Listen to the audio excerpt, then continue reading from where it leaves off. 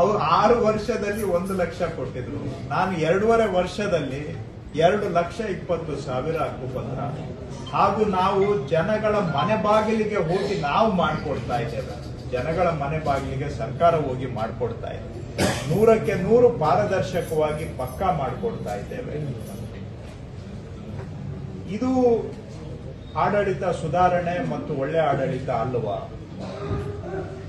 ಇದಕ್ಕಿಂತ ನಾವು ಇನ್ನೇನು ಆಡಳಿತ ಕೊಡ್ಬೇಕು? ಇದೇ ತರ ನಾನು ನಿಮ್ಗೆ ನನ್ನ ಇಲಾಖೆದು ಬೇರೆ ಇನ್ನ 10 ಉದಾಹರಣೆ ಕೊಡಬಲ್ಲೆ. ಆದ್ರೆ ಎಲ್ಲಾ ಮಾತಾಡಿದ್ರೆ ಯಾವ್ದು ಫೋಕಸ್ ಆಗೋದಿಲ್ಲ ಅಂತ ಒಂದು ಕಾರ್ಯಕ್ರಮನ ಮಾತಾಡ್ತಾ ಇದೀವಿ. ಅದೇ ತರ ಇನ್ನೂ 5-10 ಕಾರ್ಯಕ್ರಮನ ಮಾತಾಡ್ಬಲ್ಲೆ. ಕೋಡಿ ದುರಸ್ತಿಯಲ್ಲಿ ಏನ್ ಮಾಡ್ತಾ ಇದ್ದೇವೆ, ಈ ಪೌತಿ ಖಾತೆ ಅಭಿಯಾನದಲ್ಲಿ ಏನ್ ಮಾಡ್ತಾ ಇದ್ದೇವೆ. ನಾನು ಇದೇ ತರ ಇಷ್ಟೇ ಅಂಕಿ ಸಂಖ್ಯೆ ಸಮೇತ ನಿಮ್ಗೆ ಆ ಹಿಂದಿನ ಅವಧಿಗಿಂತ 3 ಪಟ್ಟು ಕೆಲಸ 2.5 ವರ್ಷದಲ್ಲಿ ಮಾಡಿರೋದು ನಾನು ನಿಮ್ಗೆ ಡೇಟಾ ಕೊಡ್ತೇನೆ. ಈಗ ನೀವು ಕೇಳ್ತಾ ಇದ್ದೀರಾ, ನಾನು ಹೇಳ್ತೇನೆ. ಕೇಳೋದಕ್ಕೋಸ್ಕರ 2.5 ವರ್ಷದಲ್ಲಿ ಅದ್ರ ಜೊತೆ ಟ್ಯಾಕ್ಸ್ ಕೂಡ ಜಾಸ್ತಿ ಆಗಿದೆ, ಪಾಣಿ ಬಿಲ್ ಕೂಡ ಶುಲ್ಕ ಕೂಡ ಜಾಸ್ತಿ ಆಗಿದೆ, ಅದು ಕೂಡ ಜಾಸ್ತಿ ಆಗಿದೆ ಸರ್.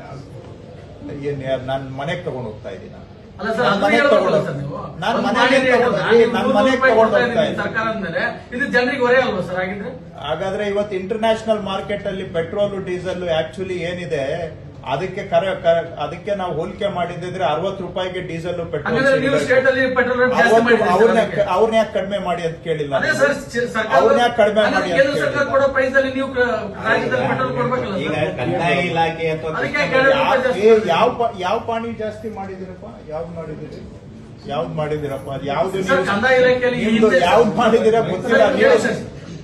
ನೀವು ಕೇಳ್ರಿ, ಸ್ವಲ್ಪ ಮಾತಾಡೋದು ಸ್ವಲ್ಪ ಕರೆಕ್ಟ್ ಆಗಿ ಸರ್ಕಾರದ ಸಾಧನೆಗಳು ಹೇಳುವಾಗ ಸರ್ಕಾರದ ಲೋಪದೋಷಗಳನ್ನು ಕೂಡ ಹೇಳ್ಬೇಕಲ್ಲ ಸರ್? ಅದು ನೀವು ಹೇಳ್ಕೊಡಿ. ಅದನ್ನ ನಾವು ಹೇಳೋದು ತಪ್ಪು ಹೇಳ್ತಾ ನಿಮ್ಗೆ ಸ್ವಾತಂತ್ರ್ಯ ಇದೆ, ನಿಮ್ ಸ್ವಾತಂತ್ರ್ಯ ನಿಮಗೆ, ನನ್ನ ಸ್ವಾತಂತ್ರ್ಯ ನಾವು ಕೂಡ ಅದನ್ನೇ ಹೇಳ್ತಾ ಇರೋದು ಸರ್.